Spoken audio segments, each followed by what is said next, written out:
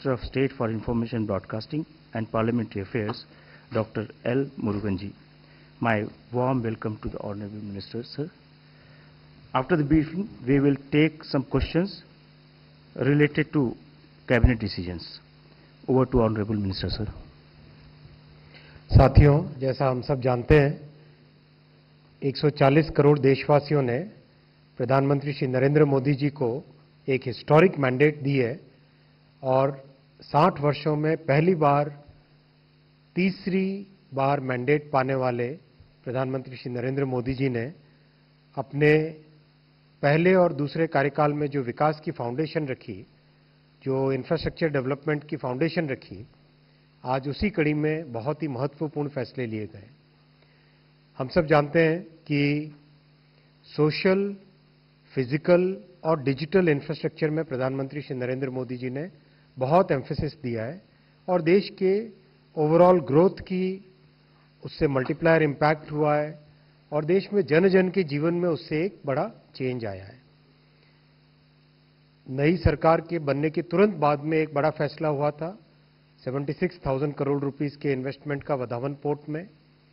उसी कड़ी में आज बहुत बड़ा एक फैसला हुआ है, पूरे देश में 8 बड़े नेशनल हाईवे के प्रोजेक्ट्स जो कि एक्सेस कंट्रोल्ड एक्सप्रेस वेज हैं, आज cabinet committee on economic affairs ने प्रधानमंत्री श्री नरेंद्र मोदी जी की अध्यक्षता में अप्रूव किए हैं। ये प्रोजेक्ट्स 935 किलोमीटर की टोटल लेंथ के हैं और इसमें 50,000 करोड़ रुपए का इन्वेस्टमेंट होगा। 50,000 करोड़ रुपीस का इसमें इन्वेस्टमेंट होगा। जैसा प्रधानमंत्री जी का काम करने का तरीका है, उन्होंने बहुत ही एक इंटीग्रेटेड प्लानिंग की व्यवस्था बनाई है जो कि पीएम गति शक्ति पोर्टल के नाम से जानी जाती है। इसमें देश भर में जहां पर भी ट्रांसपोर्टेशन की रिक्वायरमेंट है और जो देश भर में जो एग्जिस्टिंग इंफ्रास्ट्रक्चर है, उन दोनों को हार्मोनाइज करके और कहां पे नए प्रोजेक्ट बनने चाहिए वो व्यवस्था उस पोर्टल में है। और ये टेक्नोलॉजी आज विश्व भर में इसकी चर्चा है। इसमें करीब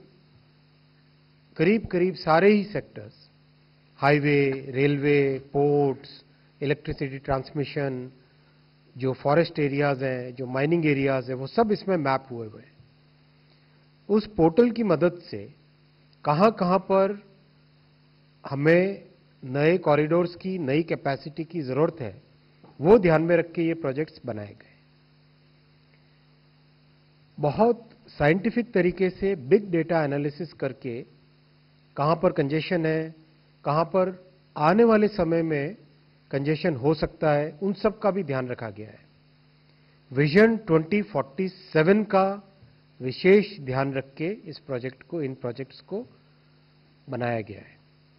साथियों, इसमें बहुत ही प्रसन्नता के साथ मैं कहना चाहूंगा, अयोध्या जी के जिस तरह से आज दर्शन के लिए भक्त आ रहे हैं, जितनी बड़ी संख्या में आ रहे हैं, अयोध्या जी के सर्वांगीण विकास के लिए एक बहुत मेजर रिंग रोड का इसमें अप्रूवल हुआ है, पहला प्रोजेक्ट।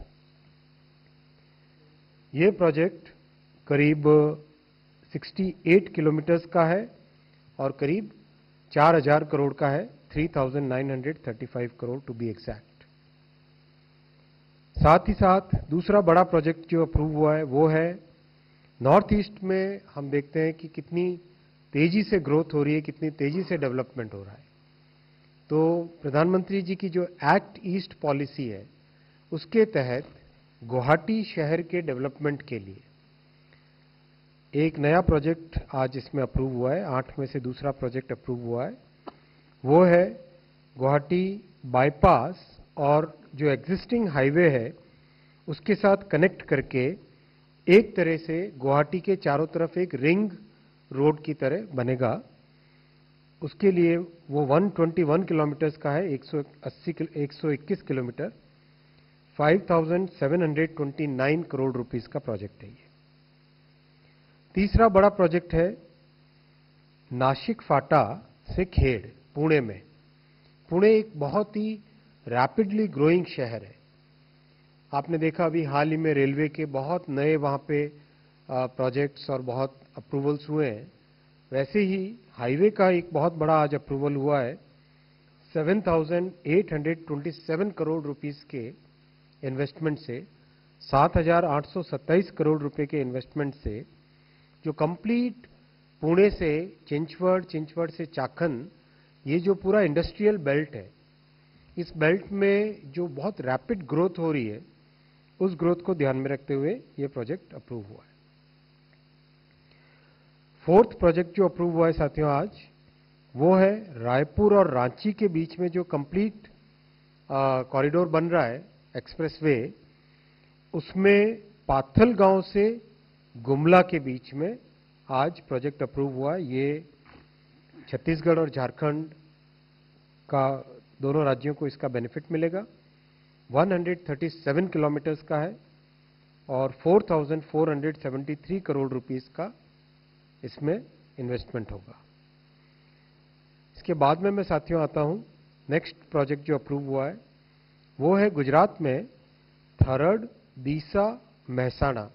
आप जानते हैं कि हाईवे की अभी इस तरह से कल्पना की गई है, दिल्ली से ट्रांस राजस्थान कॉरिडोर बन रहा है, फिर मुंबई दिल्ली एक्सप्रेसवे, इन दोनों कॉरिडोर्स को कनेक्ट करने वाला ये 214 किलोमीटर, 214 किलोमीटर्स 6 लेन का ये हाई स्पीड कॉरिडोर बनेगा। इसमें 10,534 करोड़ रुपीस का इन्वेस्टमेंट होगा। इसके बाद में साथियों में आता हूं, वेस्ट बंगाल में खड़गपुर से लेके जो सेंट्रल वेस्ट बंगाल एरिया है, मुर्शिदाबाद, मालदा, ये जो एरिया है, बहुत डेंस पॉपुलेशन है यहाँ पर, ट्रैफिक का मूवमेंट बहुत है। इस पूरे एरिया के डेवलपमेंट के लिए, इस पूरे एरिया की ग्रोथ के लिए खड़गपुर से मोरेग्राम, मोरेग्राम माने प्रैक्टिकली मुर्शिदाबाद के पास में, खड़गपुर से मोरेग्राम का 231 किलोमीटर्स का ये 4 लेन हाई स्पीड कॉरिडोर बनेगा, जिसमें 10,247 करोड़ रुपीस का इन्वेस्टमेंट होगा। 10,247 करोड़ रुपीस का इन्वेस्टमेंट होगा। मैं साथियों आता हूं नेक्स्ट प्रोजेक्ट में, ये है आगरा से ग्वालियर। आगरा से ग्वालियर 6 लेन हाई स्पीड कॉरिडोर, ये उत्तर प्रदेश और मध्य प्रदेश दोनों राज्यों को जोड़ने वाला कॉरिडोर है। 88 किलोमीटर्स का है और 4,613 करोड़ रुपीस का इसमें इन्वेस्टमेंट होगा। तो इस तरह से अपने 7 प्रोजेक्ट्स हुए और मैं साथ में लास्ट में आता हूं कानपुर के लिए। कानपुर के चारों तरफ 6 लेन रिंग रोड। आप जानते हैं कि जब से डेडिकेटेड फ्रेट कॉरिडोर बना है, तब से कानपुर में मेजर इंडस्ट्रियल ग्रोथ चालू हो गई है और कानपुर का जो कंप्लीट इंडस्ट्रियल, फार्मिंग, ये जो इकोसिस्टम है इकोनॉमी का, इसको कंप्लीट ग्रोथ देने के लिए 6 लेन रिंग रोड अराउंड कानपुर, ये 3,298 करोड़ रुपीस के इन्वेस्टमेंट से बनेगी। तो इस तरह से ये 8 प्रोजेक्ट्स करीब 50,000 करोड़ के हैं और इनसे करीब 4.5 करोड़ मैन डेज का एम्प्लॉयमेंट जनरेट होगा। 4.5 करोड़ मैन डेज का एम्प्लॉयमेंट इससे जनरेट होगा। बहुत ही ध्यान से इनका प्लानिंग हुआ है। लैंड एक्विजिशन कम से कम जरूरत पड़े, लैंड एक्विजिशन कम से कम जरूरत पड़े, इसके लिए बहुत जगह जो ब्राउनफील्ड अलाइनमेंट्स है उन्हीं को ही अपग्रेड करने का भी फैसला इसमें किया गया है। जहां जरूरत पड़ेगी वहां पे नई लैंड एक्वायर करेंगे, ग्रीन फील्ड होगा, लेकिन as far as possible brown field land acquisition हो, वो इसमें ध्यान रखा गया है। तो साथियों, इस हिस्टोरिक मैंडेट में प्रधानमंत्री श्री नरेंद्र मोदी जी के ये ऐतिहासिक फैसले देश के निर्माण के लिए, विजन 2047 जिसमें कि विकसित भारत बनाने का जो संकल्प है, उस संकल्प को पूरा करने के लिए ये एक महत्वपूर्ण फैसला आज लिया गया है। मैं आपसे आपके प्रश्नों के लिए रिक्वेस्ट करता हूं। तवेश। 244. Hi, sir. Sir, I'm Tvesh from Economic Times. Sir, there used to be a Bharatmala Pariyojana under which a lot of projects were awarded, sir.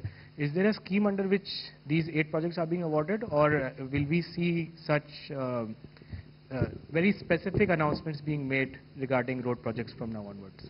द्वेष, देखो, कंप्लीट देश भर के जितने भी हमारे ट्रांसपोर्टेशन के रिक्वायरमेंट्स हैं, इंफ्रास्ट्रक्चर के रिक्वायरमेंट्स हैं, उन सबको पीएम गति शक्ति पोर्टल के ऊपर मैप किया गया है।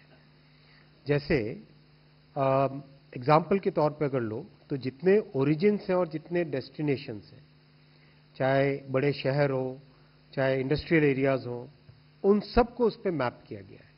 फिर existing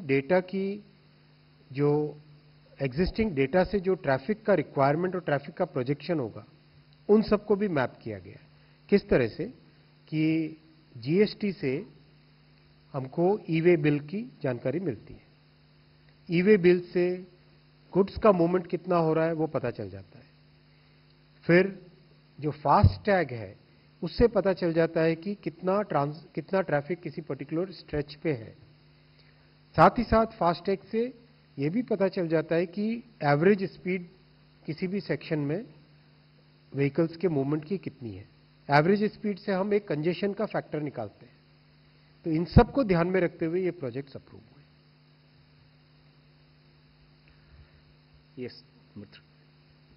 Sir, how the states will be roped in? हाँ, बहुत अच्छा प्रश्न है। हमारा जो फेडरल स्ट्रक्चर है, इस फेडरल स्ट्रक्चर में लैंड, लॉ एंड ऑर्डर, ये सारी रिस्पॉन्सिबिलिटीज स्टेट्स की होती है।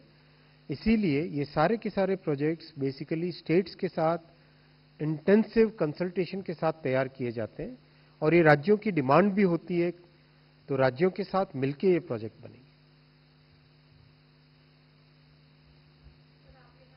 कम अक्वायर किए जाएंगे जमीन, तो कम अक्वायर का इन द सेंस क्या मतलब इसमें जरूरत नहीं है, ऐसे ही लैंड को चूज किया जाएगा या फिर एक्विजिशन कम हो? एग्जिस्टिंग अलाइनमेंट जब होता है किसी भी प्रोजेक्ट का, किसी भी ट्रांसपोर्टेशन प्रोजेक्ट का, चाहे वो रेलवे हो या हाईवे हो, उसमें एग्जिस्टिंग प्रोजेक्ट में हमेशा थोड़ा मार्जिन रहता है।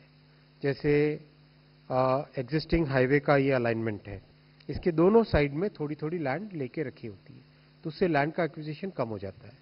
और इस पूरे के पूरे प्लान में जब पीएम गति शक्ति पोर्टल का उपयोग हो रहा है, तो उसमें ये ध्यान में रखा जा रहा है कि जहां पर भी संभव हो एग्जिस्टिंग अलाइनमेंट को यूज करो, तो उससे लैंड का रिक्वायरमेंट कम हो जाता है।